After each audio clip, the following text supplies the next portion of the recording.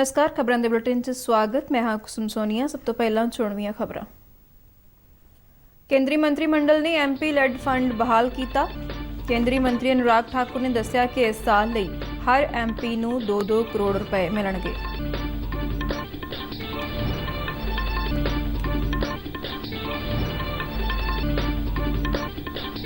सेहत मंत्रालय ने सेहत रिकॉर्ड के डिजिटलीकरण ਲਈ रजिस्ट्रेशन शुरू किया।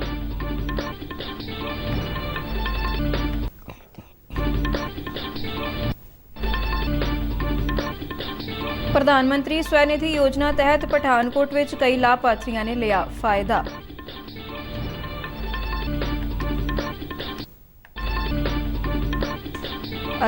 T20 क्रिकेट विश्व कप का पहला सैमीफाइनल होने तो थोड़ी देर बाद इंग्लैंड ते न्यूजीलैंड में चले। हुण खबरां विस्तार नाल। केंद्रीय मंत्रिमंडल ने MP लैड फंड की बहाली ਅਤੇ ਇਸ ਨੂੰ जारी रखने ਲਈ मंजूरी दे दी है। ਇਹ ਫੰਡ ਸੰਸਥਾ ਨੂੰ ਆਪਣੇ ਇਲਾਕੇ ਦੇ ਵਿਕਾਸ ਲਈ ਦਿੱਤਾ ਜਾਂਦਾ ਹੈ ਅਤੇ ਕੋਰੋਨਾ ਦੇ ਚੱਲਦਿਆਂ ਇਸ ਨੂੰ ਰੋਕ ਦਿੱਤਾ ਗਿਆ ਸੀ। ਪ੍ਰਧਾਨ ਮੰਤਰੀ ਨਰਿੰਦਰ ਮੋਦੀ ਦੀ ਪ੍ਰਧਾਨਗੀ ਹੇਠ ਅੱਜ ਨਵੀਂ ਦਿੱਲੀ ਵਿੱਚ ਹੋਈ ਮੰਤਰੀ ਮੰਡਲ ਦੀ ਇੱਕ ਮੀਟਿੰਗ ਵਿੱਚ ਇਹ ਫੰਡ ਬਹਾਲ ਕਰਨ ਦਾ ਫੈਸਲਾ ਲਿਆ ਗਿਆ। ਕੇਂਦਰੀ ਸੂਚਨਾ ਅਤੇ ਪ੍ਰਸਾਰਣ ਮੰਤਰੀ ਅਨੁਰਾਗ ਸਿੰਘ ਠਾਕੁਰ ਨੇ ਮੰਤਰੀ ਮੰਡਲ ਦੇ ਫੈਸਲਿਆਂ ਬਾਰੇ ਪੱਤਰਕਾਰਾਂ ਨੂੰ ਦੱਸਿਆ ਕਿ ਮਾਲੀ ਸਾਲ 2021-22 ਦੇ ਬਾਕੀ ਬਚਦੇ ਸਮੇਂ ਲਈ हर पार्लीमेंट मैंबर ਨੂੰ 2-2 करोड़ रुपए की किश्त दी जाएगी, जबकि अगले माली वरे तो पहला वांग 5-5 करोड़ रुपए दिए जाएंगे। ये रकम 2.5 करोड़ रुपए दीयां 2 किश्तों में जारी की जाएगी। 2021-22 की शेष अवधि के लिए MP लैड की स्कीम को कार्यान्वित करने का निर्णय किया गया है। इससे प्रत्येक MP को सभी सांसद जो अभी हैं उनको 2-2 करोड़ रुपए की किश्त आवंटित की जाएगी, जो 2021-22 की है। लेकिन जो बाकी के 3 वर्ष रहते हैं 2022-23 से लेकर 25-26 तक, उस समय के लिए 5-5 करोड़ रुपए की पूरी किश्त माननीय सांसदों को अपने क्षेत्र के विकास के लिए दी जाएगी। अनुराग सिंह ठाकुर ने कहा कि अर्थचारे विच सुधार नूं वेखदिआं यह फैसला किया गया है। उन्होंने कहा कि मंत्रिमंडल ने 15 नवंबर को जनजाति गौरव दिवस वजों मनाउण नूं भी मंजूरी दी है।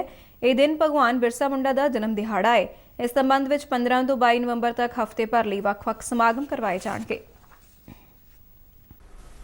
भारत सरकार 15 नवंबर से 22 नवंबर तक जनजातीय समुदाय के गौरवशाली इतिहास, उनकी उपलब्धियों, संस्कृति और आज़ादी की लड़ाई में उनकी योगदान की महत्ता पर एक सप्ताह पूरा 15 से 22 नवंबर तक एक सप्ताह कार्यक्रम आयोजित करने जा रही है। जैसे आपको ज्ञात है, आज़ादी का अमृत महोत्सव ये हम मना रहे हैं और आइकॉनिक वीक जो होगा, ये आइकॉनिक वीक 15 से 22 नवंबर का जनजातीय गौरव दिवस जो हमने 15 नवंबर को घोषित किया है, उससे एक हफ्ते तक ये चलने वाला है। देशव्यापी कोविड टीकाकरण मुहिम तहत हुण तक 109 करोड़ 59 लाख कोविड टीके लगाए गए ने। इन्हां विचों 74 करोड़ 36 लाख तो वध लाभार्थियों नूं पहली खुराक, जबकि 35 करोड़ 23 लाख तो वध लाभार्थियों नूं दूजी खुराक दी गई है। देश विच पिछले 24 घंटिਆਂ दौरान 11,466 नवे कोरोना मामले दर्ज किए गए हैं। तंदुरुस्ती की दर 98.25% ते पहुंच गई है, जो मार्च 2020 तो बाद सब तो उच्ची दर है। इस दौरान सेहत मंत्रालय ने कहा कि 118 करोड़ तो वध टीके हुण तक सूबियां ते केंद्र शासित प्रदेशों नूं मुहैया किए गए हैं। सेहत मंत्रालय ने सेहत रिकॉर्ड के डिजिटलीकरण ਲਈ आयुष्मान भारत डिजिटल मिशन तहत सारियां मैडिकल सहूलतां ते सारे डॉक्टरां दा डिजिटल रजिस्ट्रेशन शुरू किया है। इस तहत सरकारी हस्पतालों नूं हस्पताल इन्फॉर्मेशन मैनेजमेंट सॉफ्टवेयर खरीदण की सलाह दी गई है। 27 सितंबर को प्रधानमंत्री नरेंद्र मोदी ने वीडियो कॉन्फ्रेंस राही आयुष्मान भारत डिजिटल मिशन की शुरुआत की थी। इस मौके देश को संबोधन करदिआं प्रधानमंत्री ने कहा कि पिछले 7 साल तो चल रही सेहत सहूलतां नूं मजबूत करने की मुहिम नवे गेड़ में दाखिल हो रही है। मुहिम में हर भारती को एक खास सेहत ID मिलेगी, जिहड़ी एक सेहत खाते वजों भी काम करेगी, जिस विच निजी सेहत रिकॉर्ड नूं जोड़िया जा सकता है।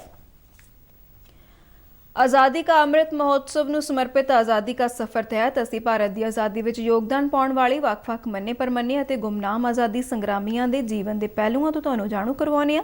ਇਸ ਤੋਂ ਇਲਾਵਾ ਆਜ਼ਾਦੀ ਦੇ ਸੰਘਰਸ਼ ਨਾਲ ਜੁੜੀਆਂ ਹੋਰ ਗਤੀਵਿਧੀਆਂ ਬਾਰੇ ਵੀ ਦੱਸਦੇ ਹਾਂ। ਅੱਜ ਦੀ ਕੜੀ ਵਿੱਚ ਅਸੀਂ ਤੁਹਾਨੂੰ ਈਸਟ ਇੰਡੀਆ ਕੰਪਨੀ ਅਤੇ ਸੁਰਿੰਦਰਨਾਥ ਬੈਨਰਜੀ ਬਾਰੇ ਜਾਣਕਾਰੀ ਦੇ ਰਹੇ ਹਾਂ।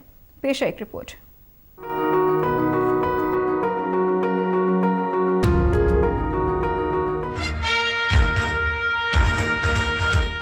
10 ਨਵੰਬਰ 1698 ਨੂੰ ਕਲਕੱਤਾ ਨੂੰ ਈਸਟ ਇੰਡੀਆ ਕੰਪਨੀ ਨੂੰ ਵੇਚ ਦਿੱਤਾ ਗਿਆ।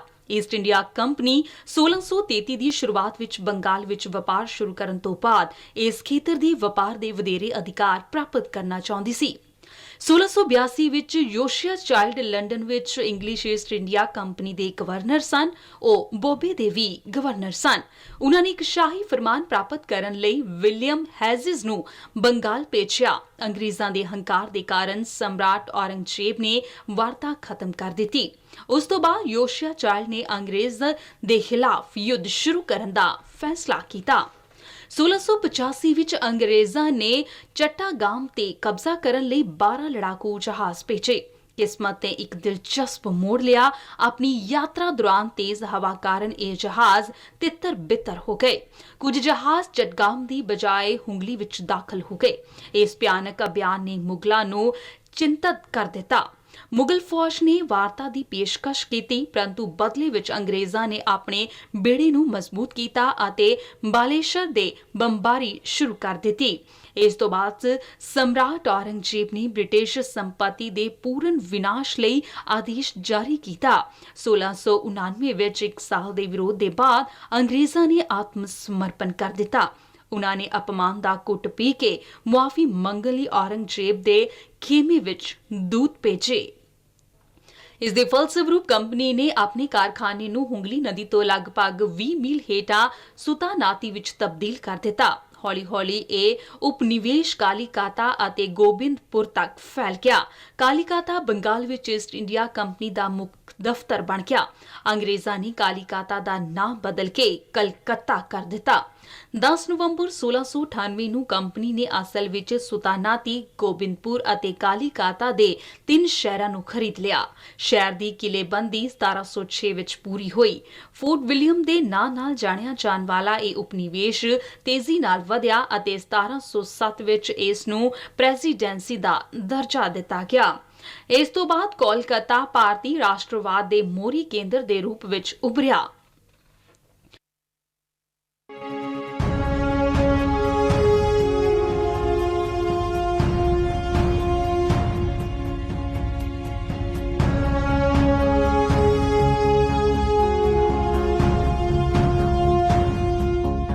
ਅੱਜ ਸੁਰਿੰਦਰਨਾਥ ਬੈਨਰਜੀ ਦੀ ਬਰਸੀ ਵੀ ਹੈ।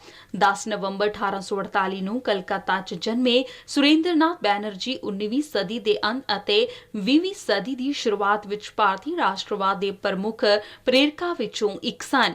ਉਹ ਉਦਾਰਵਾਦੀ ਤਰੀਕਿਆਂ ਵਿੱਚ ਵਿਸ਼ਵਾਸ ਰੱਖਦੇ ਸਨ ਅਤੇ ਸੰਵਿਧਾਨ ਦੇ ਤਹਿਤ ਸੰਵਿਧਾਨਿਕ ਉਦੇਸ਼ਾਂ ਪ੍ਰਾਪਤ ਕਰਨ ਦੇ ਲਈ ਪੂਰੀ ਤਰ੍ਹਾਂ ਵਚਨਬੱਧ ਸਨ। ਸੁਰਿੰਦਰਨਾਥ ਬੈਨਰਜੀ ਭਾਰਤ ਵਿੱਚ ਆਪਣੀ ਸ਼ੁਰੂਆਤ ਸਿੱਖਿਆ ਪੂਰੀ ਕਰਨ ਤੋਂ ਬਾਅਦ ਲੰਡਨ ਚਲੇ ਗਏ। ਉਹ ਭਾਰਤੀ ਸਿਵਲ ਸੇਵਾ ਪ੍ਰਤੀਯੋਗੀ ਪ੍ਰੀਖਿਆ ਵਿੱਚ ਸਫਲ ਹੋਣ ਵਾਲੇ ਦੂਜੇ ਭਾਰਤੀ ਬਣੇ। ਉਹਨਾਂ ਦੀ ਗ੍ਰਹਿ ਭੂਮੀ ਸਿਲਹਟ ਵਿੱਚ ਨਿਯੁਕਤ ਕੀਤਾ ਗਿਆ। ਹਾਲਾਂਕਿ 1874 ਵਿੱਚ ਉਹਨਾਂ ਨੇ ਇੱਕ ਛੋਟੀ ਜਿਹੀ ਤੇ ਜ਼ਾਹਰ ਤੌਰ ਤੇ ਅਣਜਾਣੀ ਵਿੱਚ ਹੋਈ ਪ੍ਰਕਿਰਿਆਤਮਕ ਤਰੁੱਟੀ ਲਈ ਬਰਖਾਸਤ ਕਰ ਦਿੱਤਾ ਗਿਆ। ਬੈਨਰਜੀ ਨੇ ਮਹਿਸੂਸ ਕੀਤਾ ਕਿ ਉਹਨਾਂ ਨਾਲ ਭੇਦਭਾਵ ਕੀਤਾ ਗਿਆ ਹੈ ਕਿਉਂਕਿ ਉਹ ਭਾਰਤੀ ਨੇ। 1875 ਵਿੱਚ ਕਲਕੱਤਾ ਵਾਪਸ ਆਉਣ ਤੇ ਉਹਨਾਂ ਨੇ ਭਾਰਤੀਆਂ ਨੂੰ ਸੰਗਠਿਤ ਕਰਨ ਅਤੇ ਉਹਨਾਂ ਦੇ ਅਧਿਕਾਰੀਆਂ ਦੀ ਰੱਖਿਆ ਲਈ ਰਾਜਨੀਤੀ ਵਿੱਚ ਕਦਮ ਰੱਖਿਆ। ਇਸ ਦਿਸ਼ਾ ਵਿੱਚ ਅੱਗੇ ਵਧਣ ਲਈ ਉਹਨਾਂ ਨੇ 1876 ਵਿੱਚ ਇੰਡੀਅਨ ਐਸੋਸੀਏਸ਼ਨ ਦੀ ਸਥਾਪਨਾ ਕੀਤੀ। ਇਸ ਨੇ ਭਾਰਤ ਵਿੱਚ ਰਾਜਨੀਤਕ ਏਕਤਾ ਦੀ ਨਵੀਂ ਜਾਗਰਿਤ ਭਾਵਨਾ ਦੀ ਵਧੇਰੇ ਵਿਹਾਰਕ ਪੇਸ਼ਕਸ਼ ਲਈ ਮੰਚ ਤਿਆਰ ਕੀਤਾ। ਇੰਡੀਅਨ ਐਸੋਸੀਏਸ਼ਨ ਦਾ ਪਹਿਲਾ ਸੈਸ਼ਨ ਦਸੰਬਰ 1883 ਵਿੱਚ ਕਲਕੱਤਾ ਵਿੱਚ ਆਯੋਜਿਤ ਕੀਤਾ ਗਿਆ। ਇਸ ਸੈਸ਼ਨ ਵਿੱਚ ਭਾਰਤ ਦੇ ਵੱਖ-ਵੱਖ ਹਿੱਸਿਆਂ ਤੋਂ 100 ਤੋਂ ਵੱਧ ਪ੍ਰਤੀਨਿਧਾਂ ਨੇ ਹਿੱਸਾ ਲਿਆ। ਬੈਨਰਜੀ 37 ਸਾਲਾਂ ਤੱਕ ਅਧਿਆਪਨ ਵਿੱਚ ਸਰਗਰਮ ਰਹੇ ਅਤੇ ਇਸ ਨੂੰ ਆਪਣਾ ਮੁੱਖ ਪੇਸ਼ਾ ਮੰਨਦੇ ਸਨ।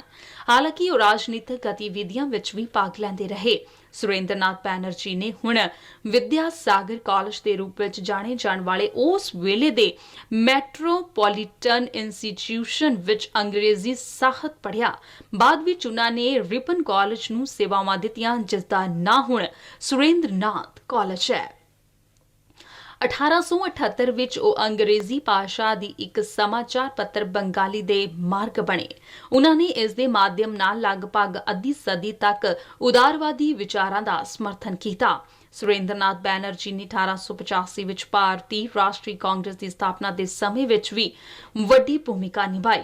ਉਹ 1894 ਅਤੇ 1902 ਵਿੱਚ ਭਾਰਤੀ ਰਾਸ਼ਟਰੀ ਕਾਂਗਰਸ ਦੇ ਪ੍ਰਧਾਨ ਸਨ।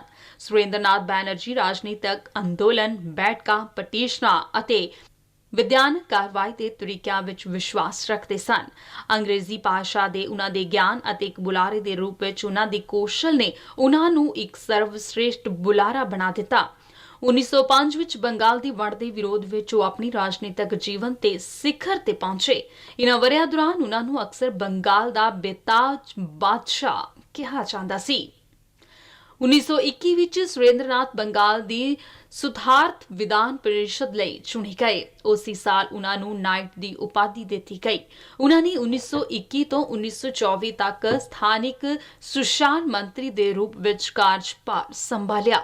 1923 ਦੀਆਂ ਚੋਣਾਂ ਵਿੱਚ ਉਹਨਾਂ ਹਾਰ ਦਾ ਸਾਹਮਣਾ ਕਰਨਾ ਪਿਆ। ਸੁਰਿੰਦਰਨਾਥ ਬੈਨਰਜੀ ਨੇ 6 ਅਗਸਤ 1925 ਨੂੰ ਬੀਰਕਪੁਰ ਵਿੱਚ ਅੰਤ ਸਾਹ ਲਿਆ।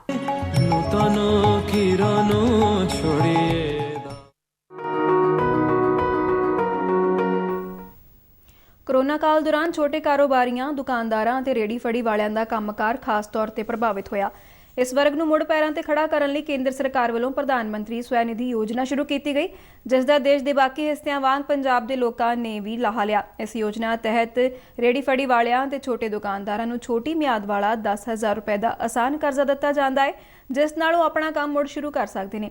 ਪਠਾਨਕੋਟ ਵਿੱਚ ਫਲ ਵੇਚਣ ਦਾ ਕੰਮ ਕਰਨ ਵਾਲੇ ਰਾਕੇਸ਼ ਕੁਮਾਰ ਨੇ ਦੱਸਿਆ ਕਿ ਉਸਨੇ ਵੀ ਇਸ ਯੋਜਨਾ ਤਹਿਤ ਫਾਰਮ ਭਰਿਆ ਸੀ, ਜਿਸ ਮਗਰੋਂ ਉਸਨੂੰ 10,000 ਰੁਪਏ ਦਾ ਲੋਨ ਪ੍ਰਾਪਤ ਹੋਇਆ। ਇਸ ਤਰ੍ਹਾਂ ਹੀ ਰਿਕਸ਼ਾ ਚਾਲਕ ਰਾਮ ਲਾਲ ਨੇ ਵੀ ਇਸ ਯੋਜਨਾ ਦਾ ਲਾਹਾ ਲਿਆ ਅਤੇ 10,000 ਰੁਪਏ ਦੇ ਲੋਨ ਨਾਲ ਰਿਕਸ਼ਾ ਖਰੀਦਿਆ। ਪ੍ਰਧਾਨ ਮੰਤਰੀ ਸਵੈ ਨਿਧੀ ਯੋਜਨਾ ਦੇ ਦੋਵੇਂ ਲਾਭਪਾਤਰੀ ਇਸ ਸਮੇਂ ਆਸਾਨੀ ਨਾਲ ਆਪਣਾ ਘਰ-ਬਾਰ ਚਲਾ ਰਹੇ ਨੇ। ਸਰਕਾਰ ਸਾਨੂੰ ਹੋਰ ਇਹੋ ਜਿਹੀ ਸਕੀਮ ਕੱਢੇ ਕਿ ਅਸੀਂ 10,000 ਦੇ ਕੇ ਅੱਗੇ ਸਾਨੂੰ ਥੋੜੀ ਵਧੀਆ 20-30,000 ਦੀ ਸਕੀਮ ਮਿਲੇ। ਅਸੀਂ ਉਹਦਾ ਸਰਕਾਰ ਦਾ ਸ਼ੁਕਰ ਅਦਾ ਕਰਨੇ ਆ। ਲੋਨ ਦੇਣ ਵਾਲੀ 10,000 ਵਾਲੀ ਉਹ ਮੈਨੂੰ ਦਿੱਤਾ, ਮੈਨੂੰ ਬਹੁਤ ਜ਼ਿਆਦਾ ਬੈਨੀਫਿਟ ਹੋਇਆ।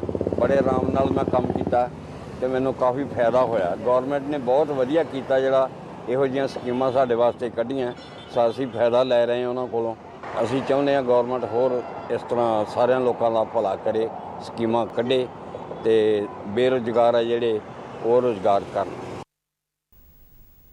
ਬਠਿੰਡਾ ਦਿਹਾਤੀ ਹਲਕੇ ਤੋਂ ਆਮ ਆਦਮੀ ਪਾਰਟੀ ਦੇ ਵਿਧਾਨਕਾਰ ਰੁਪਿੰਦਰ ਕੌਰ ਰੂਬੀ ਕਾਂਗਰਸ ਪਾਰਟੀ ਵਿੱਚ ਸ਼ਾਮਲ ਹੋ ਗਏ ਨੇ। ਉਹਨਾਂ ਬੀਤੀ ਰਾਤ ਟਵਿੱਟਰ ਰਾਹੀਂ ਆਮ ਆਦਮੀ ਪਾਰਟੀ ਛੱਡਣ ਦਾ ਐਲਾਨ ਕੀਤਾ ਸੀ।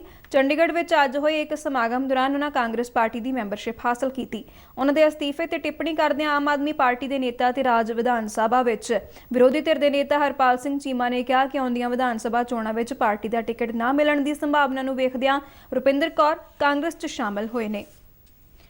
T20 ਵਿਸ਼ਵ ਕੱਪ ਵਿੱਚ ਅੱਜ ਆਬੂ ਧਾਬੀ ਵਿੱਚ ਪਹਿਲਾ ਸੈਮੀਫਾਈਨਲ ਮੈਚ ਇੰਗਲੈਂਡ ਅਤੇ ਨਿਊਜ਼ੀਲੈਂਡ ਵਿਚਾਲੇ ਖੇਡਿਆ ਜਾਵੇਗਾ। ਇਹ ਮੈਚ ਹੁਣ ਤੋਂ ਥੋੜੀ ਦੇਰ ਬਾਅਦ 7:30 ਵਜੇ ਸ਼ੁਰੂ ਹੋਵੇਗਾ।